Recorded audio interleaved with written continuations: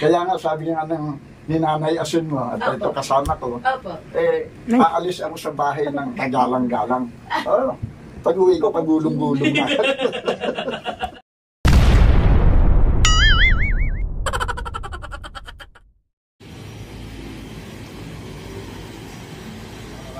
Oo. Tara. Tara. Ihi mo na doon. Hindi, ayos ka sa akin. Nasa akin na yung bag. Tara. Paano tayo? Papa-assist daw tayo.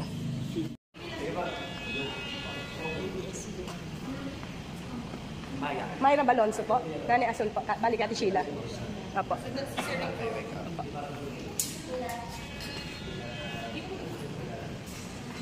Salamat po.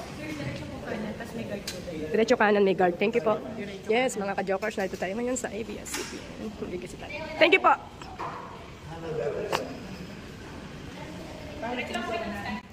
Salamat po. Diretso po. Morning po. Diretso kanan dito. Ito na kanan, di ba? Hello po, sir. Sa Win Today po.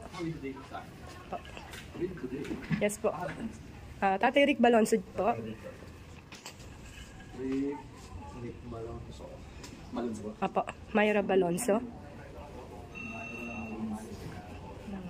Sheila. Nanay Ason. And Omi Lostre. 1, 2, nakikasama ka ba? 1, 2, 3. Alright. Thank you, sir. Good morning po. Mga kung ano-ano. Kasama natin live sa studio, si Tatay Rick Balonso. Hello, Tatay Rick! Magandang umaga po. Hello po, Tatay Rick. Hello. Sino ba nag-inganyo sa inyong mag-vlog na yan sa Facebook? Wala, nakagawian ko na kasi yung pagdating ng mga, halimbawa, mga anak ko, mga kaibigan ko. Nagkukwentuhan kami, puro patawa ang nangyayari. Basta may usapan silang parang matinuan. Pagpasok ni tatay, hiwa-hiwalay na. Yung wala bang seryoso sa akin. Pero nagiging parang joke lahat. Talaga ba? Basta merong napag-usapan, meron kaming kung anong parts ng usapan napapasukan ko agad ng buwan. Kaya walang nagiging problema. Sa tatay, okay ba? Parang ang ibig sabihin ninyo ay puno ng kasiyahan. Ganon ang inyong pasok sa mga huntahan. Tatay, ganyan na ho ba kayo kahit noong kabataan nyo pa? Kahit noon. Talaga? Maloko, gano'n? Minsan nga, pinapalo na ako ng laki kasi ako sa lola, laki sa tiyahin. Napapalo na ako, nasasaktan na ako. Kung ano sinasabi nila, naigagawa ko pa ng katatawanan. Kaya hindi ako nasasaktan, tatawa ako sa gilid. So yun naman talaga. Tatay, 8 ang anak ninyo. Naku, wala kasipag-sipan.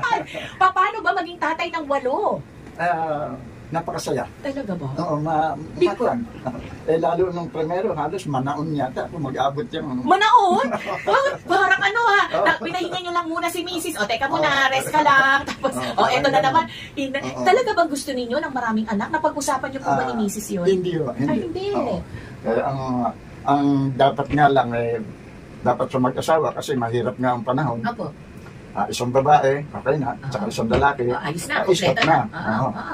Wala, nadagdagan. Kasi ito may kukuhan ko lang.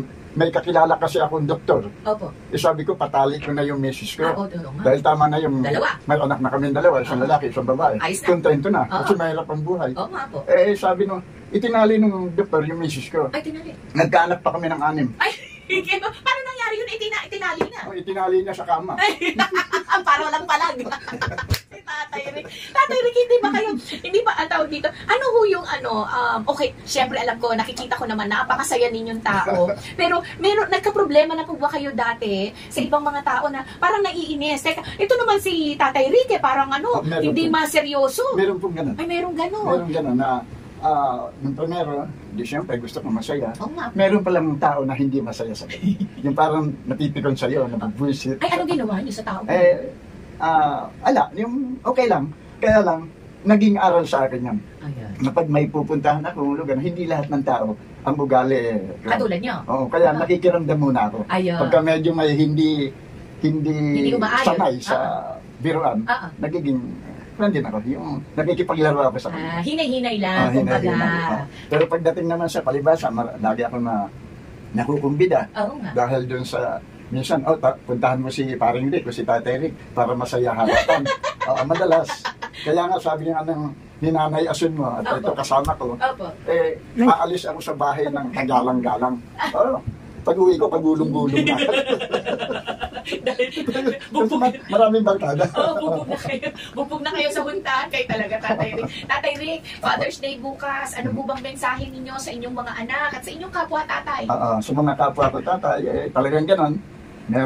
Merong kasi mga ibang tatay na may pinagdadaanan niya. Merong ibang tatay naman na proud na sila. Kaya nung ko kanina, masaya sila sa narating ng kanilang mga anak. Opo. At sa akin naman po, binabati ko sarili ko. Kasi buong-buo po kami.